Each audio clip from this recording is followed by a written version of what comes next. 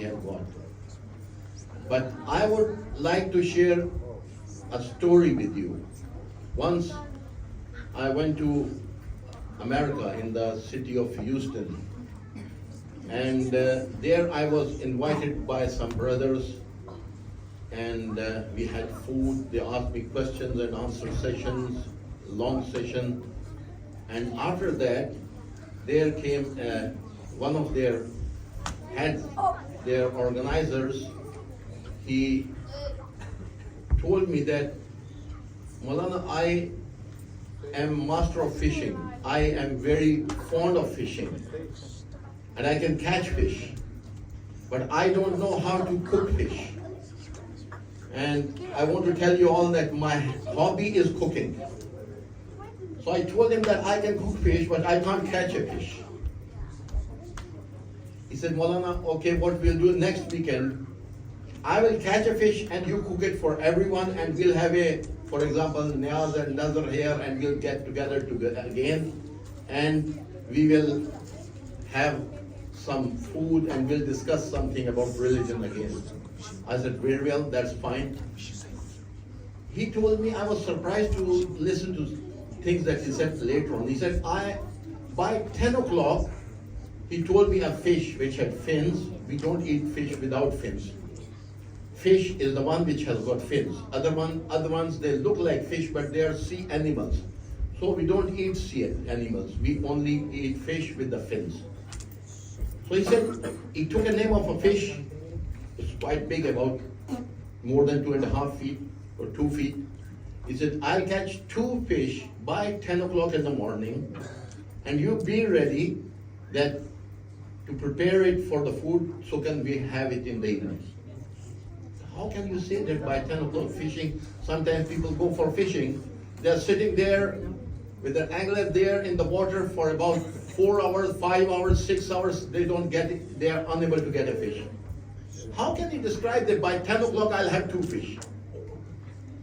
And I was more surprised when the next morning he phoned me, the morning when we were going to prepare that food. In the morning, by 9:30, he phoned me that, Maulana, I caught 2 fish.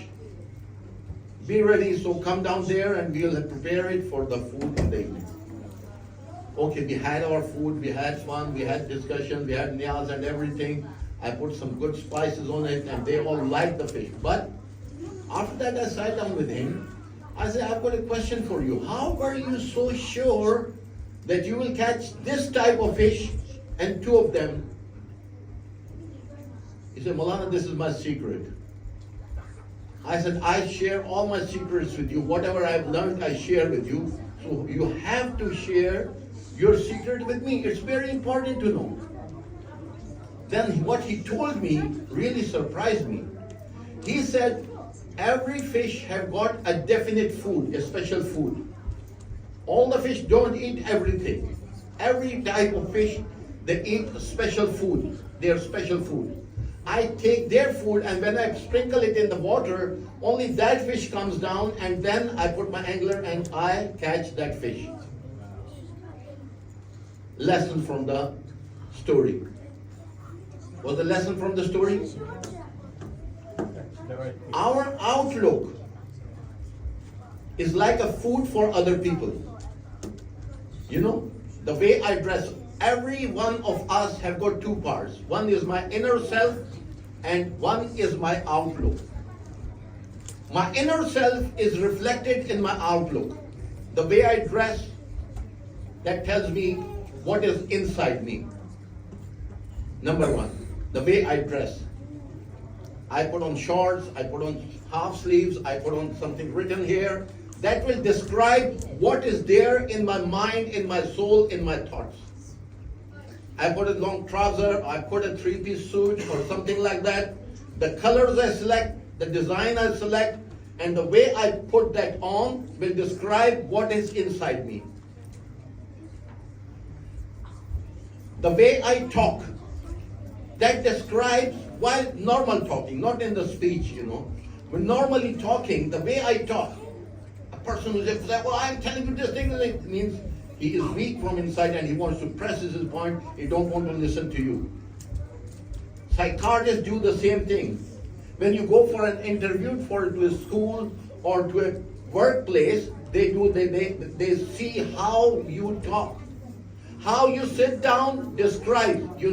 If you go into the YouTube, the way I sit down like this, it means something else. I sit down like this, it means something else. I sit with the cross legs, it means something else.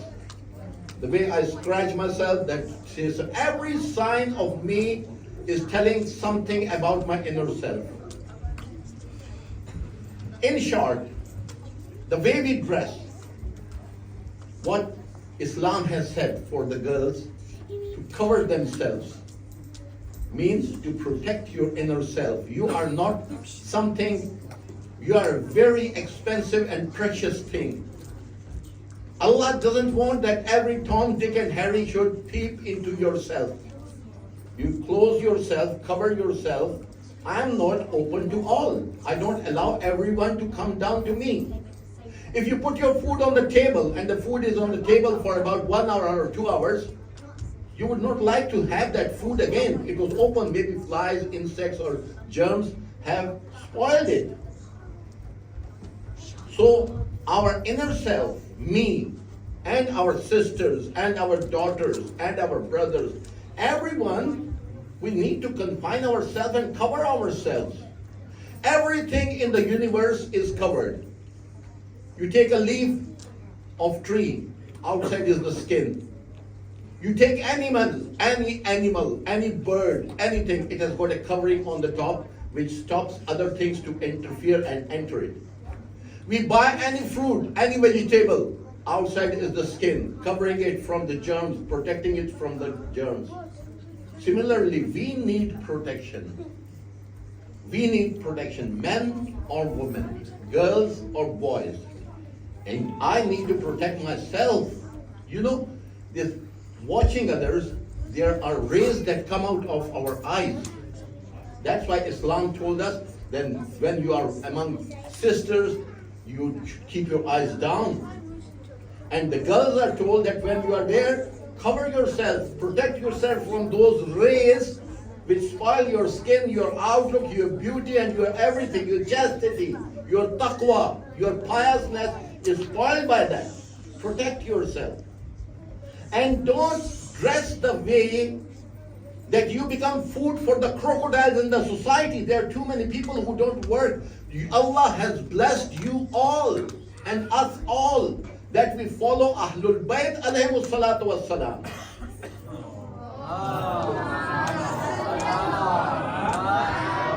They have taught us how to sit, how to stand, how to talk, how to walk.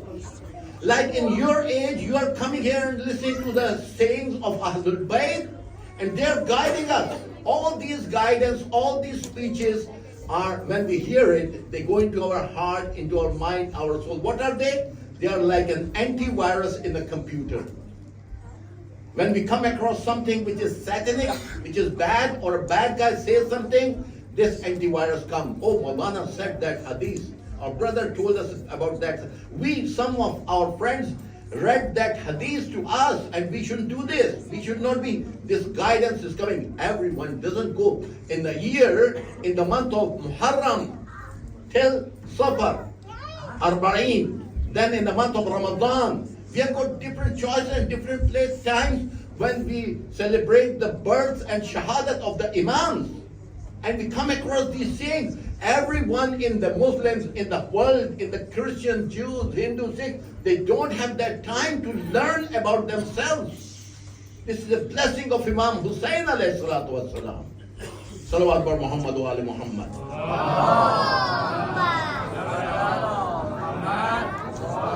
It is an important thing. The things that we learn, if we apply it in our life, what will happen? We'll become a good human being. And at your age, if you start applying slowly and gradually, you have heard the story of hare and the tortoise, yeah? Tortoise runs very fast, but after that, it's tired, it sleeps. Now, the hare, the rabbit, runs fast, but it's tired, it sleeps. On the other hand, the tortoise is moving slow and gradually, slow and steady wins the race. You keep on improving yourself from this age. When you reach 30 years, 25 years, 30 years, and mashallah, you have learned so many languages, you have learned so many good things, you know so many good things. We keep on improving. I know if somebody is doing something bad, I should check myself. Do I have that bad thing in me? If I've got, I come to know that I've got a negative thing in myself, I'll put it away from myself. My parents are there to help me. My dad is there to help me. My mom is there to help me. My teacher is there to help me. When Moulana is coming here for lectures, they are there to help you. Allah have blessed you all. How many lectures we have gone through? How many lectures did we listen to from the first of Muharram?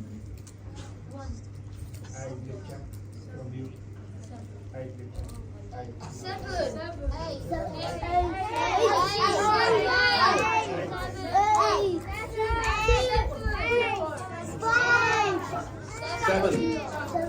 Today is the seventh day. Am I right or wrong? Seven. So just four more lectures left. 4 more lectures. 1 lecture tomorrow, day after tomorrow, and then we'll have 2 lectures in 1 day. Okay? So if we came down here, and in the same way, on the last day we go out and we are the same, we haven't benefited. We should have learned so many good things here. That is an important thing that we should do. They've arranged this hall. Everybody don't have a hall. In this country, everybody don't have that hall. You have got a beautiful hall. Well carpeted, well decorated, well prepared. Everything is present here. You see all these things that you see hanging there, the pictures and everything. People have taken pain to do this. They have cut off their time to spend it here. They are spending money on it, on the electricity, on the air conditioning, and otherwise they are spending money. So how can we compensate for all that? The best way to compensate is that they have brought in the lecturers here, and lectures are held here, and the children's lectures, they are very beautiful, small, precise lectures. I've listened to some of them, they are very beautiful. So we learn from them, we have compensated for what everybody have done. They will, if we benefit, they are happy with it, number 1. Number 2, we come with a discipline here. We are disciplined, they are happy, their work becomes easy. Whether we are children, don't think you are small children, no. You can understand, that's enough. You know, you can learn, that's enough. So number 2 is discipline. What is number 3? What else we can benefit from here? Yes, one more thing.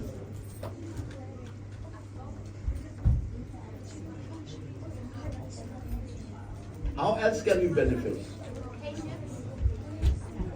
Come on, there are many things we can benefit. 2 of them I told you, just to push your cart so that you start moving it. Yes, come on, say anything. Patience.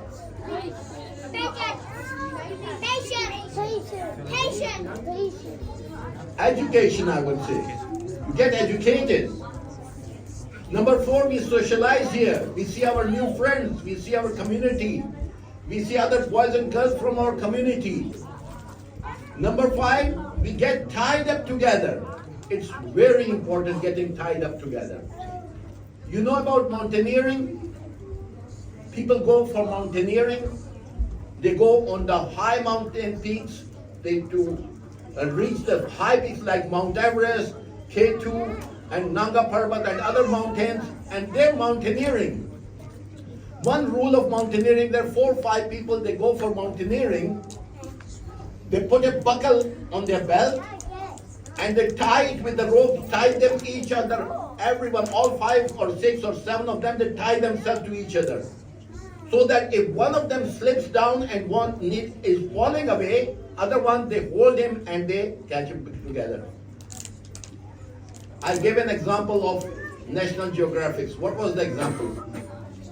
Anybody remembering will get a prize. The lion attacks. Yes. A National Geographic, we see the program that the animals, buffaloes, sometimes antelopes, deers, zebras, they are attacked by lions. And they don't attack the animal in the herd. They scare them when they get away from the herd, then they attack them and they kill them. So if we are in a herd, we are together, we are like a community. This center makes us a community. They take us pain to make us one community. We are together. One is in pain, he tells others, and everybody comes here to protect him if there's a problem. Any kid is doing something wrong, and all of them jump in, oh, don't do this. You are the son or daughter of Hazrat Zahra and Imam Zamana, don't do wrong things. Loud salawat for Muhammad wa Ali Muhammad again.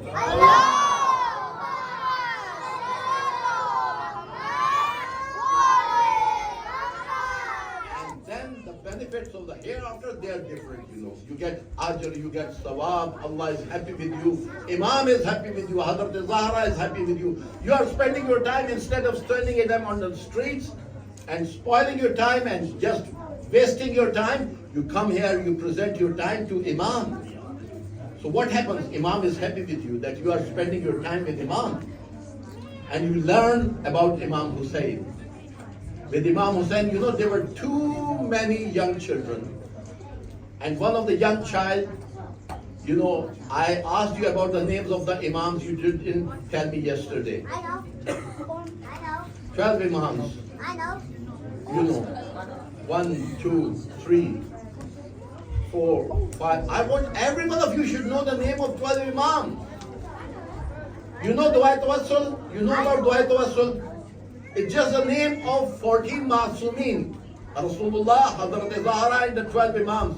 And you do a dua, your dua is accepted.